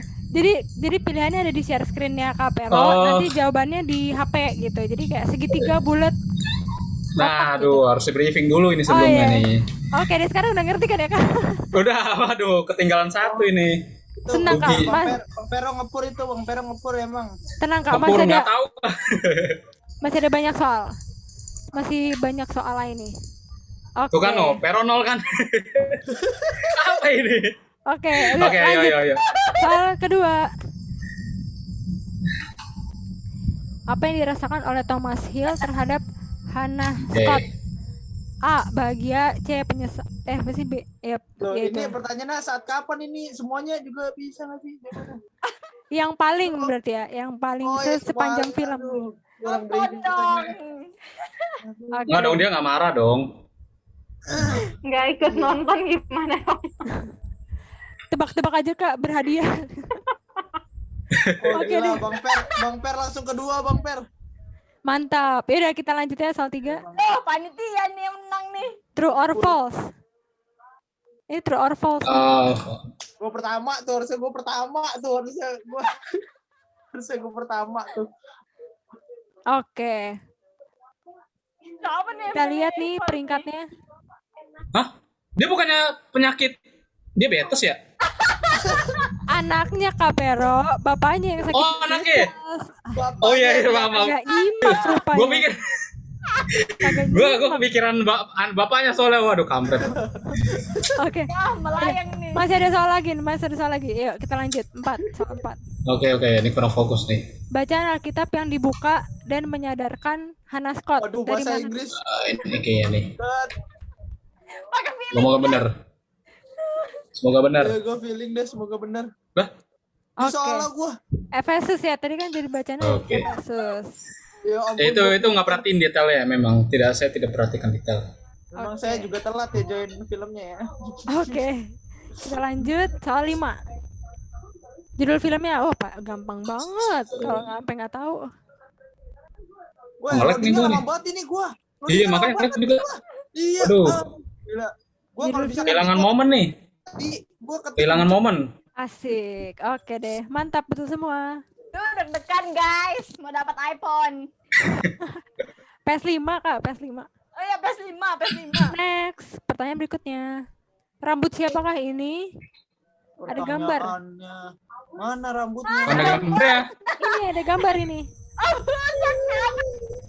Ada jidat sama. Oh, ini. Oke, gua Aduh, semoga benar gua. Gua udah jawab. Yes. Oke. Bobby bukannya berwarna rambutnya ya? Oh, iya. Itu versi belum diwarnain. Oh, Bang. versinya. Oke. Gue mikir Bang Budi. Gila, kayaknya itu panitia yang bikin soal nomor 1. Laju Oke. sekali skornya. Lanjut, ayo. Siapakah dia? Ini nih, potongan gambar doang nih. Agak ini siapa? Gua semoga benar. Semoga benar. Semoga juga benar ini. Budi kayaknya nih. Yo, Woi, gue nggak tahu mukanya Chandra. Iya, gua juga Oke. nggak tahu. Woi, gue nggak tahu. Oke, tenang, Waduh. tenang, netizen, tenang. Dan general dong. Waduh. Oke, Oh my god. kita langsung next aja ya, daripada kena amuk masa. Oke, Covid menang. next soal 8, ayo. Baju siapakah ini? Buset. Lah ini kan semua orang punya. Mungkin dari lehernya, Nah, ini gua kalungnya. tahu nih harusnya gua tahu nih. Pernah dipakai pas perkenalan. Kayaknya orang yang sama nih. Enggak. Tuh kan udah terkecoh. Gue mana tahu bajunya Chris, gila. Kan dari lehernya kelihatan. Oke, betul. Leher. Warna kulit juga. Gimana cara kamu ngeditipasi orang dari lehernya? Wah, gila ini. Next. Detektif. Oh, nomor 1 jauh sekali ya. Tangan siapa? Pertanyaannya dari tadi. Astaga, itu tangan siapa? Mana Oh, gua tahu. Ini tangan gua kayak gini nih. Gua jawab pertama. Aduh, ini siapa? Aduh, salah jawab. Oke, Yes. itu adalah tadi tangannya Hermina. Hermina, gue mana tahu tangan lu. Oke, next. Bukan ini nggak make sense nih sebenarnya nih pertanyaannya nih ini. Wajah siapakah ini? Oh, Kalau ini, nah, kalau ini kan kita kan kenal ini. Kalau ini, ini selebgram memang. ini kan general. Ini selebgram memang kalau ini dia ya. Enggak, kamu. Waduh, Emang selebgram, guys. Gua yang kepiting dia. mantap. Kita next soal Waduh, ini mau 11. gua kalah ini. Siapakah dia Siapakah dia? yang sudah menjadi pelayan Tuhan sejak dari kecil dan sampai akhir hidupnya berkenan di hadapan Tuhan? Aduh, bawa Ini masuk ke Alkitab nih. Aduh. Ini udah tebak-tebak berhadiah aja lah. Wah, bener. Wah, ini udah bener. Oke, jawabannya yang pertama dari Hana. Masih juara bertahan, Oke, lanjut. Jago sekali ya. Siapakah dia yang mengingkari panggilan Tuhan? 3, 2, 1. Tetot. Jawabannya adalah Yunus. Oke. Seharusnya justru yang makin lama makin susah dong, kan makin lama makin gampang. Ya tadi susahnya udah di tengah-tengah, Kak. Bang Per. Waduh. Bang Per. Oke. Buat gua itu Lanjut nih. sulit, Bang Per. Ayo, Gua sulit. siapakah dia yang datang kepada Ananias lalu bertobat? Gua pertama, ini harusnya gua pertama sih. Gua klik pertama ini. Oke, sabar loh. Oke, sabar. Oh iya. Oke, Saulus, benar semua. Ya, ini mau gua kalah ini. Kita lanjut nih, true or false. Yang menuliskan ayat tersebut adalah Rasul Petrus. Nih ayatnya adalah, karena itu saudara-saudaraku yang kekasih, berdirilah teguh, jangan goyah dan giatlah selalu dalam pekerjaan Tuhan, sebab kamu tahu bahwa dalam persekutuan dengan sia-sia persekutuan dengan Tuhan jerih payahmu tidak sia-sia. Siapa nih yang ngomong? False. Tulus yang ngomong. Aku salah. Oke, kita next nih. Soal Bukan, terakhir. gue dari tadi bener kagak naik-naik, gila. Soal terakhir. Di manakah ayat tersebut? Yang ayat tadi tuh ada di mana gitu? Ini ada di, aduh salah. Oh iya bener gue. Oke, mantap. Oke, 1 Korintus 15 ayat 58. Oke deh nih, kita lihat pemenangnya. Jeng jeng jeng jeng. COVID-19 juara 3. Ya, aduh. Gua bahkan tidak Her, masuk juara 3 besar. Wih, siapa? Mulmet, luar biasa. Biasa. In Mulmet we trust. In Mulmet we trust. Oh my god. Ulang dong. Ulang dong. Yuhu. Mulmet siapa ya? Lah gua menang lah. Oke. Ini kan peserta murninya kan. Tar dulu nih. Ini kan peserta murninya kan gua sama Elo nih. Sama Kacun panitia bukan nih. Harusnya gua lawan Elo dong. Gua Iya dong. ininya. Ronde kedua dong. Ya. Ronde kedua dong. Ini kan peserta murninya kan gua sama Elo nih. Waduh. Kalau gitu, Waduh, ini gimana nih? Pokoknya gua Kita screenshot bagi-bagi dulu. hadiahnya. Yalah, kita bagi-bagi hadiahnya. Oke, pokoknya nanti si pemenang ini bakalan dihubungin oleh panitia. Nanti tungguin aja lah. Ya. Pemenangnya panitia masa? Lah lu tinggal Masa pemenangnya panitia? Orangnya. Tadi juara 3 itu dapet tuh. Nih gua screenshotin kali ya. Sorry. Harusnya pesertanya dong kalau kayak gini. Aduh. Iya, Kak Pero. Iya. Kecewa. Kaper kecewa. Kecewa. Ada yang kecewa. Gua sombong dikit gak apa-apa kan ya panitia? Waduh, belum kirim nih ke grup. Lol. Oke, udah. Ya udahlah, ya udah. Ya. Demikian. Tapi keren nih. Ini aplikasinya bagus nih. Yeay. Selamat atas para pemenang kepada para pemenang. Kita udah berada di penghujung acara, penghujung acara. Mari kita tutup dalam doa aja kali ya. Menutup rangkaian acara keseharian kita pada sore hari ini. Boleh minta tolong Kak Junita untuk memimpin kita dalam doa? Oke deh, tapi aku nggak, ini ya buka kamera, ini jelek banget sinyalnya. Iya, Suaraku putus-putus nggak ya? Lancar, Kak. Ya, lancar. Oh, oke. Ya, mari kita bersatu di dalam doa. Tuhan Allah yang penuh dengan kasih, kami kembali datang ke hadapan Tuhan. Kami bersyukur untuk kasih setia Tuhan kepada setiap kami, anak-anak-Mu, teman-teman pengurus dan juga PKK. Kami bersyukur untuk rangkaian acara keseharian yang boleh terlaksana pada hari ini ya Tuhan, mulai dari pagi tadi bersama-sama boleh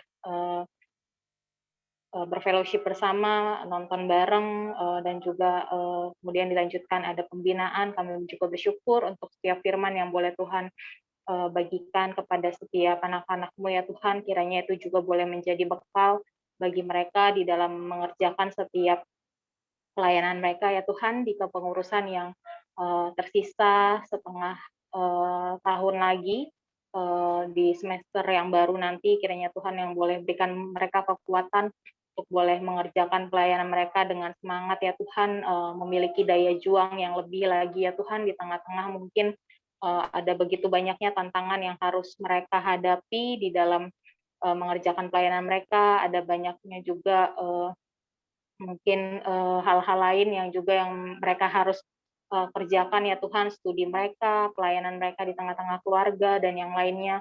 Kiranya Tuhan yang boleh berikan hikmat kepada setiap anak-anak-Mu ya Tuhan, baik setiap pengurus maupun PKK, Tuhan yang boleh tolong agar mereka dapat memanage hidup mereka dengan baik, mereka juga boleh terus memiliki hati yang mau melayani ya Tuhan, mau rela bayar harga, rela berkorban ya Tuhan untuk boleh memberikan yang terbaik hanya untuk Tuhan, bukan untuk manusia ya Tuhan. Kami juga bersyukur untuk sharing teman-teman dari alumni.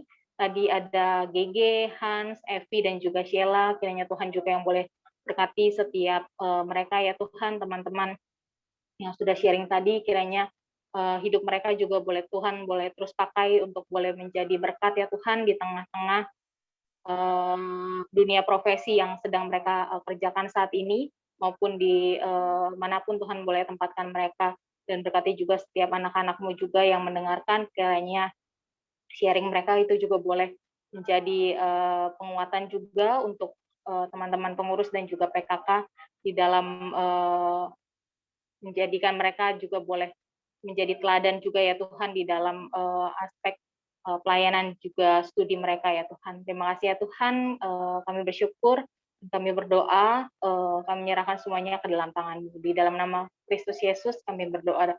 Amin. Amin. Elo. Ini kita. Thank you Kak Jun. Kenapa? Thank you teman-teman. Orang lagi doa gini-gini. Itu udah tuh orang. Wah Kak Sindo udah ke live karena sinyalnya kali ya. Oke deh, sebenarnya udah selesai acara kita hari ini. Terima kasih Kak Pero, terima kasih Elok, terima kasih Hermina, Thank you, Kak thank you. Junita juga. Terima Harusnya ke kasih. puncak nih. Oke, teman-teman. Harusnya ke villa ya. Iya, Banjir. Harusnya ke villa nih. banjir. Rugi budget Bang Pero ke villa cuman segini orang nih, emang nih pengurusnya nih pada mana sih? Ya enggak ada. Oh. Kan di take over sama Ukrida. Enggak ya? Mendingan Ya nih udah. biar aman aku end dulu kali ya recordnya.